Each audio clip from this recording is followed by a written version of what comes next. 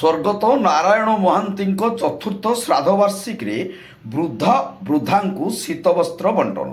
ରାହାସ ଗୋବିନ୍ଦପୁର ବିଶିଷ୍ଟ ମାର୍କ୍ସବାଦୀ କମ୍ୟୁନିଷ୍ଟ ଚିନ୍ତାନାୟକ ସ୍ୱର୍ଗତ ନାରାୟଣ ମହାନ୍ତିଙ୍କ ଚତୁର୍ଥ ଶ୍ରାଦ୍ଧବାର୍ଷିକୀ ଉପଲକ୍ଷେ ନିଜ ଗାଁ ଅମରଦାସ୍ଥିତ ବାସଭବନରେ ଶତାଧିକ ଗରିବ ବୃଦ୍ଧ ବୃଦ୍ଧାଙ୍କୁ ତାଙ୍କ ପୁଅ ମାନବ ମହାନ୍ତି, ସାମ୍ୟ ମହାନ୍ତି, ଝିଅ ରଶ୍ମି ମହାନ୍ତି ଶୀତବସ୍ତ୍ର କମ୍ବଳ ବଣ୍ଟନ କରିଛନ୍ତି।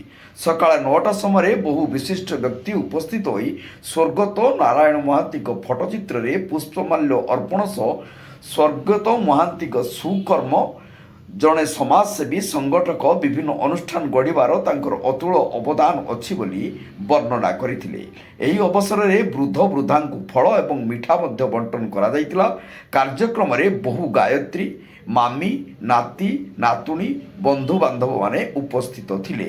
ରାହାସ ଗୋବିନ୍ଦପୁରରୁ ଶିରୀଷ ମହାନ୍ତିଙ୍କ ରିପୋର୍ଟ, ଜନତା ଏକ୍ସପ୍ରେସ।